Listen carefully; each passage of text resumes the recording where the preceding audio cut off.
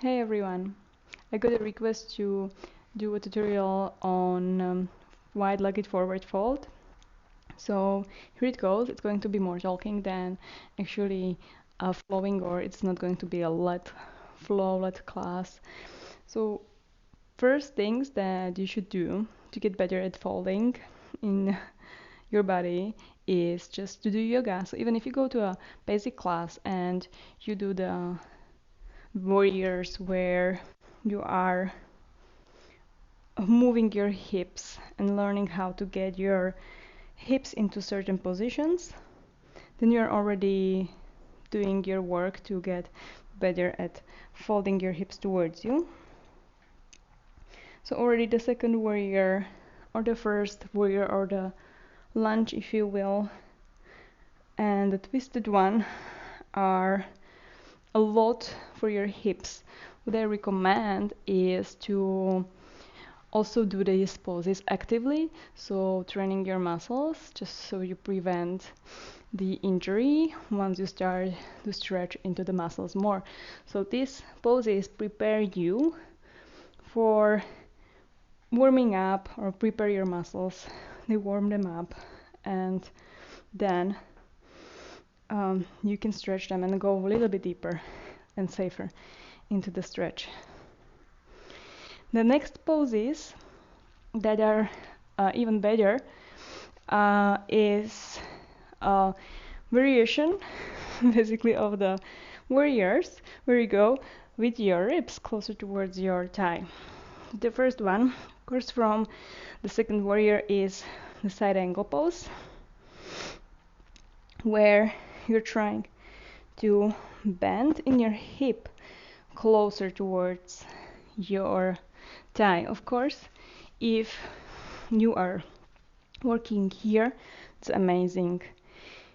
If your hip doesn't let you to go closer, that might be normal. It's either the lack of experience of your hips or your joint to go into that pose. So maybe the more you try and the more often you try, the higher the probability is that your brain is going to allow you to go further the next time. However, sometimes the hips especially and the bones in the joint is built in a way where it's not possible to actually go further, and that's something that you have to live with unfortunately, and you have to just find other things and go into your maximum. Don't hurt yourself and try not to really go into a position where it hurts, especially in the joint and near the joint, so in the tendons of your muscles. So we have the side angle pose, where you can use a block just so you stay straight in your spine. You don't go into a side bend where you're actually making the space in between your ribs and your thigh bigger, but you're trying to plug the thigh bone in towards your hips and rather try to extend and make your spine straight, even if you're using a block. Then of course, pressing the legs down actively into the mat. The next one is where you go more folding your thigh towards your ribs from the front. So it's a preparation for your lunge. We usually don't stay in this one for too long, but you can implement it in your practice. So really compressing, even trying to actively press your ribs towards your front thigh. And the last one is the twisted version, where again you go this time with the opposite ribs towards the inside of your thigh in your either twisted lunge, or if you are an ashtangi, it's a twisted version of your side ankle pose. And once you gain the ability to bring your leg closer towards you, then it's just a matter of your hamstring flexibility to be better at the folds.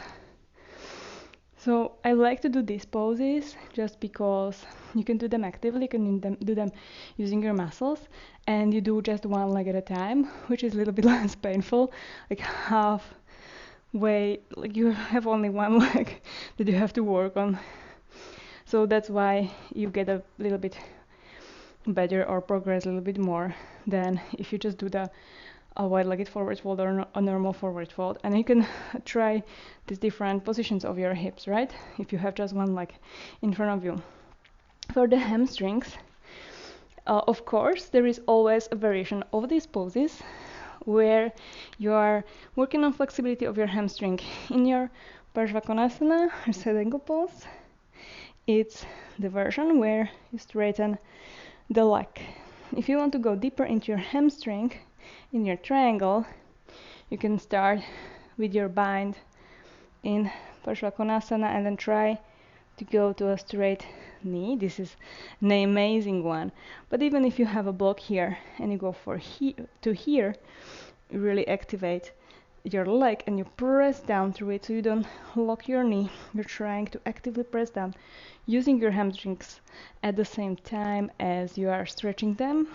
Then the pyramid pose, going from the preparation in your lunge, stretching your knee. Again, you can go a little bit deeper, staying compressed as much as possible in between your ribs and your thigh. Trying not to go round, make the space in between your thigh and your ribs big, but instead as small as possible. On the other side, it's some kind of a twisted triangle. I don't even feel my hamstrings a lot in that one. However, hamstrings is a group of muscles. There is a lot of them, so you are actually stretching all parts of your hamstrings, all parts on the back of your leg. So this is always amazing and great. If you want to add a little bit more, then in your pyramid pose especially, you can bring your toes and spread them towards you, so you're not stretching just your hamstrings, but the whole backside of your leg. In this case, it's also possible. And also, in your twisted variation, if you want to add it, it's there. It's possible to flex your foot. Although your heel can start hard, I have some students that will have a problem with having their heel pressing down on the mat. With this problem, I suggest you use more folding or more cushioning of your underneath your heel. So folding your mat underneath, using this. The Achilles tendon or the tendons here at the back of your heel, some people are very sensitive, so just take care of that and don't make yourself go further and create inflammation or damage in your tendon, especially that heals much slower and harder. Next pose that helped me like a lot was this passive stretch in compass, but although it's passive, it helped me to gain all the flexibility, and I compensated with doing all the other poses very actively, especially the standing ones, so I felt pretty safe. However, I did have hamstring injury around 4 years ago when I was stretching and I didn't know a lot about how to do it properly, and I was warmed up and I still had like a pop happening in my hamstring, and until today I can feel the difference in between my two legs, although it's not so painful on the left side where I had it. But just be careful, especially if you're starting to not hurt yourself, and if you're an experienced yogi, then always stay safe. So compass pose is a pose where you're using your hands to bring the leg towards you, and it's in the same position as in your forward fold.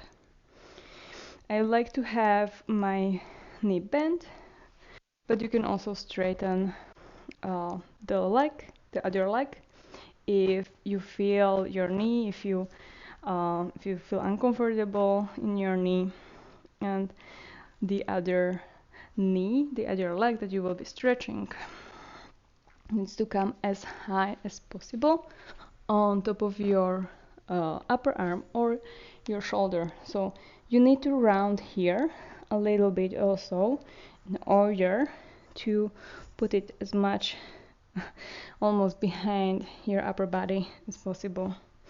Then the hand where you have the leg on top of your shoulder goes to the side and even back to push the leg behind you. The fingers come to the ground for a balance. Then you grab the top of your foot or your ankle from the outside edge. And first you try to extend, still staying a little bit rounded. And then from there, if you can't go anymore in your hamstring, extending the leg, engaging it all the way towards your toes, spreading or pointing, you try to straighten the spine and twist away from the leg. This one is very deep already, but I promise that the more you do this one, the better you will get at it. I think it's one of those poses that are almost impossible when you start to do them, and then suddenly, for me at least, they work magically. So make sure that you do pose on the other side.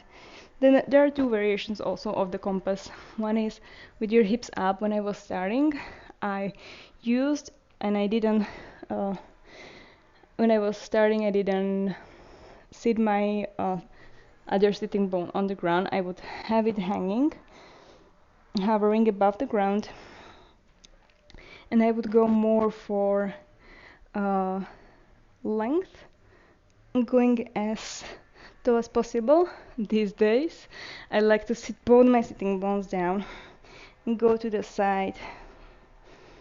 But even if you go to the side, work on getting your leg a little bit higher. So not going all the way, leaning and opening your chest up to the ceiling, but more going up towards the ceiling with your leg and turning your chest to the other side. And if you do these two and then you try your wide-legged forward fold, it will feel much different. In your wide-legged forward fold, I recommend, and it feels better, if you turn your toes inwards. Usually if you are coming into your wide-legged forward fold, and if you stand, your feet will point a little bit to the sides. So turn them in, and then you inhale your chest up, you squeeze your core, you squeeze the legs, engaging your inner thighs. First, just going halfway down, and then releasing your fingertips down.